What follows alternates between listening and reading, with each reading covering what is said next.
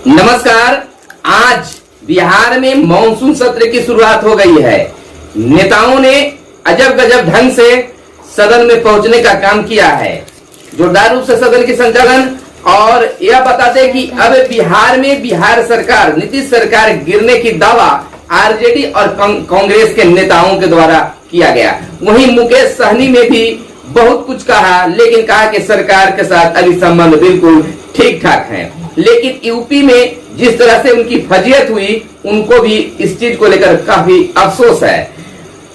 आखिरकार योगी सरकार ने मुकेश सहनी के साथ ऐसा किया क्यों किया, यह एक बहुत बड़ी प्रश्न है।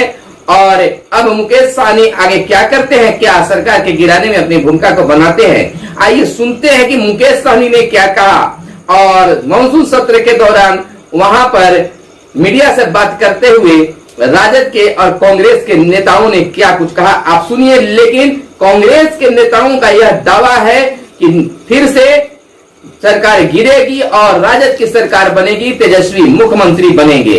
तो कुल मिलाकर फिर से वही बात दोहराई जा रही है। अब देखना यह होगा कि सरकार टिकती है या गिरती है। लेकिन पहले इन तमाम नेताओं की बातें सुन लें। दोनों में क्या खिचड़ी पक रही है नहीं जानकारी है, लेकिन उनको पता नहीं है सरकार बनने वाली है महागठबंधन की और शीघ्र ही बनने वाली है।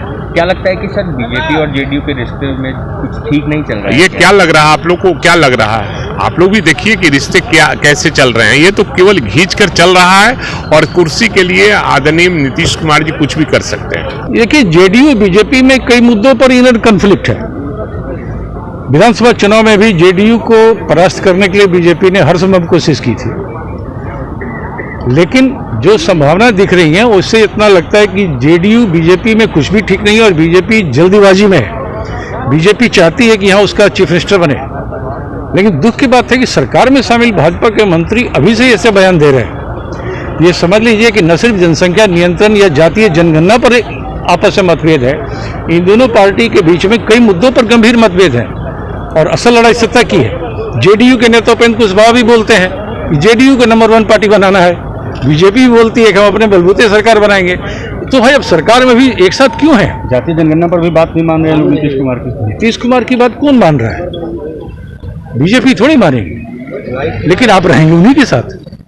तो मैं समझता हूँ जातीय जनगणना हो या जनसंख्या नियंत्रण हो या किसी और मुद्दे पर, पॉलिटिकली इन दोनों पार्टियों के बीच में इतने मतभेद हैं, कभी भी ये सरकार बिहार में गिर जाएगी और यह मध्यावधि चुनाव नहीं पाए, स्कूल बना नहीं पाए, ये लोग स्मशान ही तो बनाएंगे।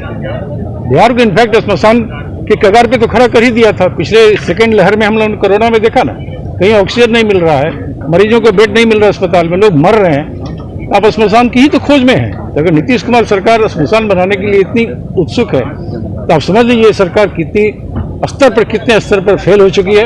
इसका कोई विजन नहीं है, यह किसी तरह से अपना खाल बचाने के चक्कर में लगी है। लेकिन अगर कोई सरकार स्मशान बनाने के लिए इतना कमिटमेंट रखता है और जोर शोर से बोल रहा है, तो यह बिहार के लोगों का दुर्भाग्य है।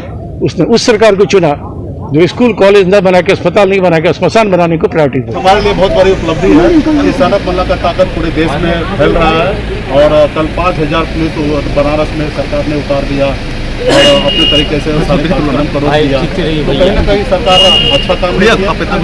माननीय प्रधानमंत्री जी का सोच है, हमेशा विचार है कि सबका साथ, सबका विकास और सबका विश्वास। तो सबका विश्वास उत्तर प्रदेश में नहीं दिख रहा है। योगी जी को ये चीज़ समझने की आवश्यकता है, खास करके छोटे समाज के लोग, छोटी जाति के लोगों अगर कुछ करना चाहते हैं, अपने पूर्वज को याद करना चाहते हैं तो उनको आज़ादी देना चाहिए, लेकिन उन्होंने नहीं दिया। तो खैर उसका योगी जी ही बताएंगे।